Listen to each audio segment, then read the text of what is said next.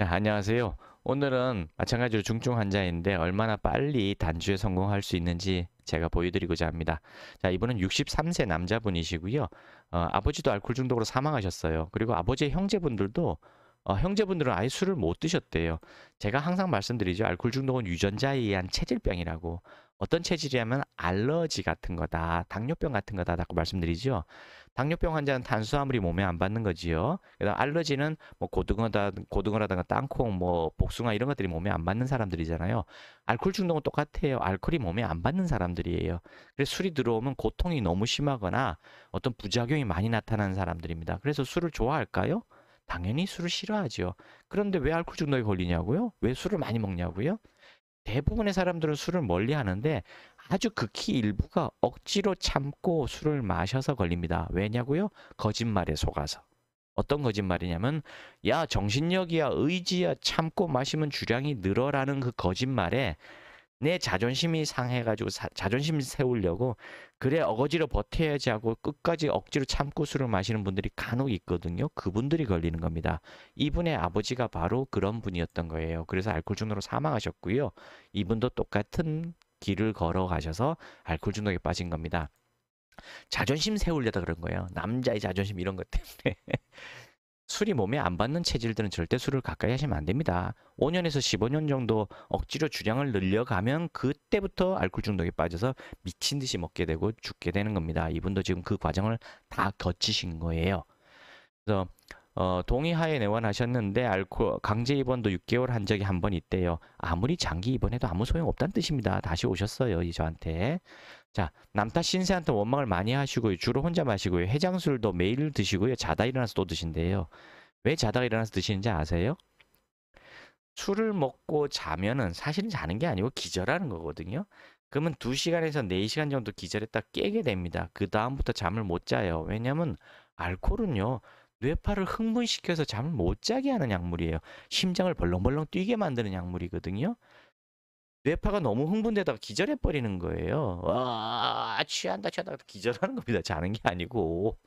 근데 그게 4시간 정도 되면 자동으로 깨게 됩니다. 왜냐면 계속 뇌파가 흥분 상태거든요. 컴퓨터 바이러스 먹었거나 또 컴퓨터 너무 열받으면 컴퓨터 다운되는 거 아시죠? 멈춰버리잖아요. 너무 열받으면 CPU가 너무 열이 올라가면 히팅되면 멈춰버려요. 그럼 어떻게 해야 되냐고요? 가만 놔두면 저절로 그 CPU의 온도가 떨어지게 되거든요. 떨어지면 다시 위잉하고 정상적으로 작동됩니다. 그때 또 과도한 작업을 하면 금방 또 열이 올라가면서 또 다운돼요. 그러니까 컴퓨터는 그러니까 열을 떨어뜨려야 되거든요. 사람의 뇌파도 지금 똑같은 거예요. 알코올에서 뇌파가 너무 흥분 상태, 열이 오른 상태에서 다운돼서 기절하는 겁니다. 기절했다가 한 2시간에서 4시간 정도 지나면 약간 떨어지거든요. 그럼 무시시 깨는 거예요. 똑같은 거예요. 근데 자다가 깼으니까 어떻게 할 일이 없으니까 담배 피러 베란다 왔다 갔다 하고 텔레비 보고 뭐 드라마 보고 영화 보다가 그것도 안 되니까 또 술 사다 먹고 또 쓰러져서 기절하잖아요. 이분이 지금 그거 반복하고 계신 거예요. 조절이 전혀 안 된다는 뜻입니다.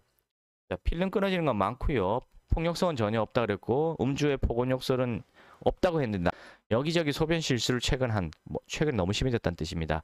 금단 현상으로 불면증, 불안초조, 안절부절이 많아요. 이러니까 계속 술을 먹는 거예요. 그 다음에 악몽, 손떨림, 식은땀, 선망, 분노조절 장애, 엉뚱한 말을 해서 사람 속을 뒤집어 놓는데 음주 상태에서 4시간 동안 사람을 앉혀놓고 헛소리를 계속하고 소리 지르고 계속 훈계하는 겁니다. 이 사람 미치는 거죠, 이거. 잠도 안 자면서. 사람이 자야지, 가족들은 자야지 다음날 출근을 할 거 아니에요. 근데 새벽에 들어와서 새벽까지 잠 못 자게 훈계하는 거예요. 그러니까 사람 미치는 거죠, 이거. 자다 일어나 새벽에 술 마신다 아까 얘기 드렸고요. 하루에 4병 이상 드시고 면 종류를 드시고요. 밥은 잘 안 드세요. 밥은 한 공기도 제대로 못 드신대요. 정신과 약은 다행히 안 드시는 분입니다. 자, 이 가족들이 지금 미치고 발작 뛸 거예요, 아마. 그래서 5월 2일부터 치료했습니다. 2달 전이죠. 일주일 된 5월 12일 날에 일주일이 아니고 열흘쯤 된 날에 전화를 한 거예요. 약을 잘 드시고 있다. 2회로 줄이기로 했다. 왜 줄이기로 했냐면 처음부터 3회 내지 4회로 약을 복용시키라 했었거든요. 왜냐하면 금단 현상이 너무 심하고 최근에 갑자기 소변을 볼 정도로 악화가 됐기 때문에 빨리 회복시키기 위해서 약을 제가 3번, 4번으로 늘리라 했었습니다. 그만큼 한약은 안전해요. 약을 3번, 4번 먹어도 안전하답니다. 그러니까 믿으셔요, 좀 제발. 근데 이제 일주일 열흘 만에 2회로 줄이기로 했어요. 왜 그랬냐면 모든 것이 정상 회복되었대요. 처음부터 단주 시작했답니다. 대화가 완전히 정상이 돼요. 뭔 얘기냐고요? 이분 처음부터 대화가 제대로 안 될 정도로 좀 이렇게 횡설수설하는 그런 상태였습니다. 그리고 금단 현상이 너무 심해서 제정신, 한마디로 말해서 제정신이 아니었어요. 남들이 뭐 미쳤다고 할 정도죠 뭐. 근데 이분 열흘 만에 정상화된 거예요. 해장술도 안 하고요. 소변 실수도 없고요. 불면증, 불안초조, 안절부절 다 없어졌답니다. 악몽은 가끔 꾼데 아직도. 손떨림, 식은땀도 없어졌대요. 처음부터 금주했답니다. 이번 5월 2일 날 내원하신 분이에요. 5월 12일 날 실제 약 복용한 건 뭐 한 8일 정도 8, 9일 되셨을 것 같은데 8, 9일 만에 그냥 남들이 본 정상인이 된 거예요.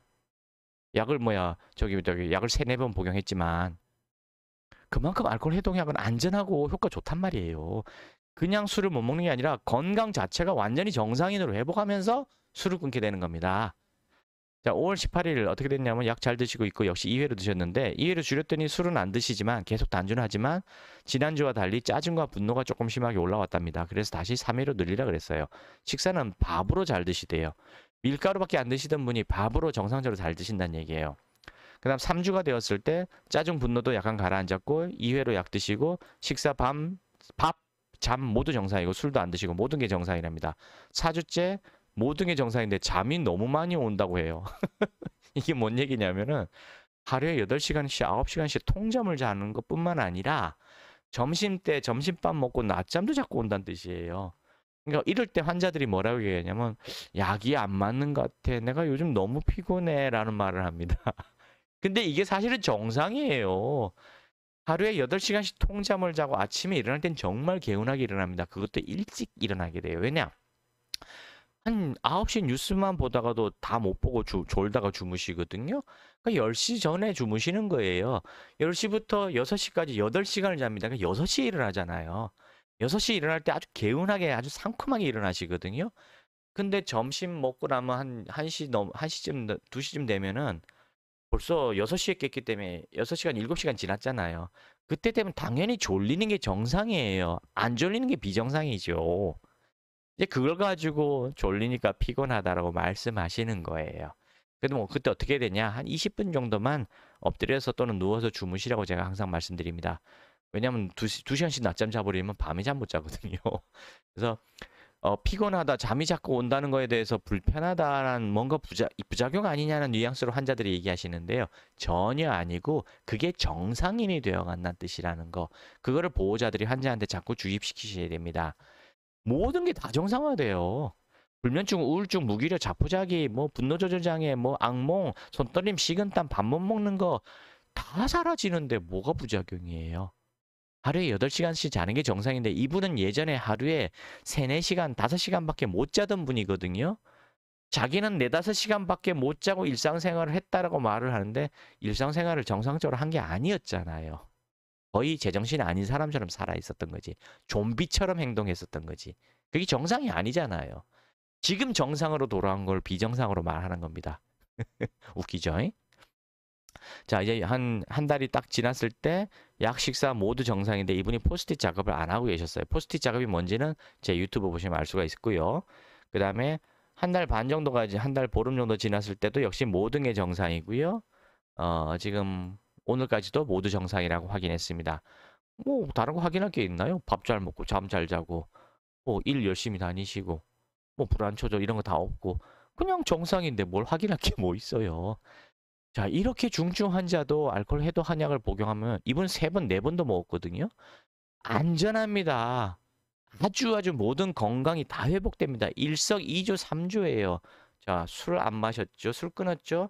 술값 안 들어가니까 돈 벌게 되죠. 저축하게 되죠. 이것만 해도 한 달에 한 2, 30만 원이 뭐예요? 2, 30만 원 이상 저축하게 될 겁니다. 그 다음에 건강은 보너스로 얻었죠. 한약값이 비싸다고요? 이 상태에서 어떻게 한약값이 비싸다는 얘기를 합니까? 진짜 여기 이런 데도 한약값 비싸다 말하시는 사람 좀 양심 없는 거예요. 그러다 가정이 다 편안해지죠? 뭘 더 바라십니까? 한 달 약값 그거 이렇게 효과가 있는데 그거 아깝다고 말하시면 안 되죠. 일반적으로 동네 아무 데 가서 그냥 아무 한약점 먹어도 한 달치 60만 원이에요. 이거는 한 약에다 캡슐약까지 같이 들어가잖아요. 그런데도 60만 원이면 지금까지 그냥 거저였던 겁니다, 사실은.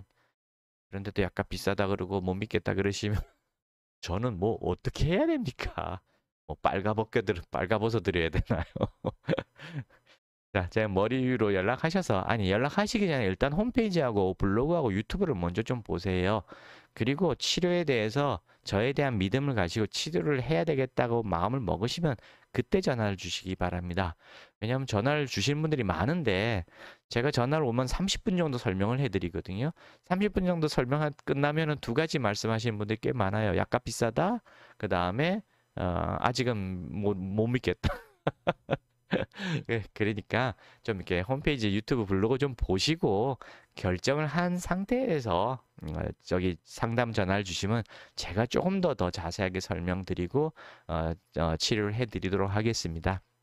그냥 전화해서 문의하고 그러시면 저도 시간을 많이 뺏기거든요. 다른 분들한테 더 많은 상담을 하기가 좀 힘들어져서 그렇습니다. 좀 양해 좀 부탁드리겠습니다. 감사합니다.